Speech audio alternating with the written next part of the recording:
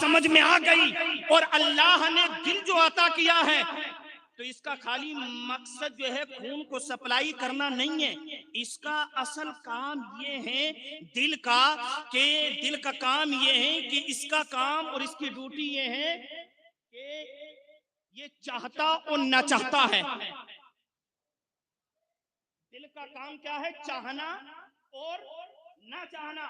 مولانا عادل صاحب، دل کا کام چاہنا اور نہ چاہنا، یہ دل کا اصل کام ہے.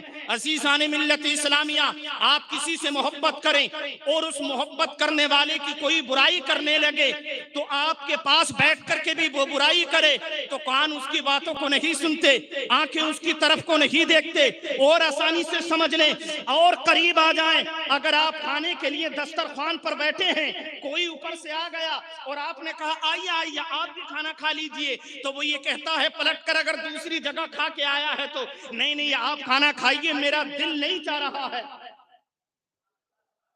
بولو، میرا دل نہیں چاہ رہا ہے. مطلب کیا ہوا دل نہیں چاہ رہا ہے؟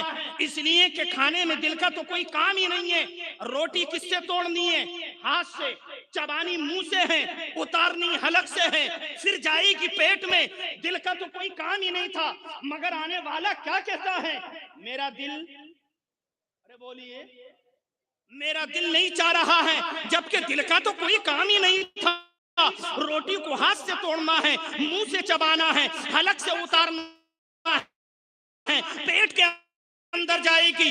دل کا تو کوئی کام ہی نہیں تھا. مگر آنے والا کہتا ہے میرا دل نہیں چاہ رہا ہے. پتہ یہ چلا کہ سارے کے سارے وجود کا دار و مدار دل کے اوپر ہے، قلب کے اوپر ہے. اگر دل چاہتا ہے تو آنکھیں دیکھتی ہیں، اگر دل چاہتا ہے تو ہاتھ پکڑتے ہیں، اگر دل چاہتا ہے تو پیر چلتے ہیں، اگر دل چاہتا ہے عزیزان ملت اسلامیہ تو کان سنتے ہیں. تو مجھے کہنے دیا جائے، ہم کیوں نہ بریلی کے تاجدار کو سلام کریں؟ لاکھوں سلام احمد رضا تیری تربت پر، اس لیے کہ تو نے تمام سنی مسلمانوں کے دلوں کو مصطفیٰ کی محبت کا مدینہ بنا دیا. اللہ اکبر یا رسول اللہ، اللہ اکبر. عرص اعلی حضرت، مسلک اعلی حضرت، نعرہ تکبیر، نعرہ رسالت. تھوڑی دیر کے لیے سوچ لیں. فتاوی رضویہ 1000 سے زائد کتابیں ایک طرف رہنے دیں، کنز الایمان ایک طرف رہنے دیں. ہم سے کہہ رہے ہیں لوگ کہ اعلیٰ حضرت کو کیوں مان رہے ہو، کیوں پوچھ رہے ہو ان کو؟ میں نے کہا نادان، ہم اس لیے مان رہے ہیں کہ انہوں نے ہر سنی مسلمان کے دل کو مصطفیٰ کا مدینہ بنا دیا ہے.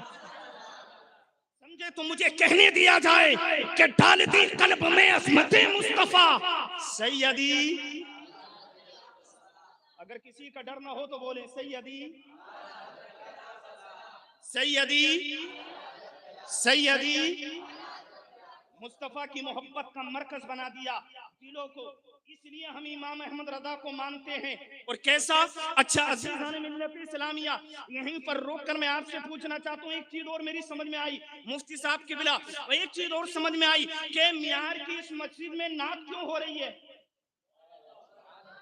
برابر والی مسجد میں کیوں نہیں ہوتی؟ برابر والی میں کیوں نہیں ہوتی؟ پروگرام تو وہاں بھی ہیں، جلسے وہاں بھی ہیں، مگر وہاں پر نعت صرف وہاں جہاں سنیوں کی مجلسیں ہیں، سبحان اللہ، جہاں پر اعلیٰ حضرت کے در کے قلندر بیٹھے ہوں، جہاں پر تاج الشریعہ کے غلام بیٹھے ہوں. اور تاج الشریعہ بننا کوئی آسان تھوڑی ہے. آسان؟ ارے بولیے آسان. بکواس کرنے والے تو بہت کچھ کرتے ہیں میرے بھائی. مجھے دیکھ کے اندازہ مت لگاؤ کہ مسلک اعلیٰ حضرت کیا ہے، مجھے دیکھ کے اندازہ قطن مت لگاؤ کہ اعلیٰ حضرت کی ذات کیا ہے. اعلیٰ حضرت کو سمجھنا ہے تو فتاوی رضویہ کو پڑھو. سبحان جسے اللہ. پیشاب کرنے کا طریقہ نہیں، استنجا کرنے کا طریقہ نہیں، اعلیٰ حضرت کا پروگرام نہیں کرنے دوں گا. سمجھے؟ اعلیٰ حضرت کا نہیں کرنے دوں گا.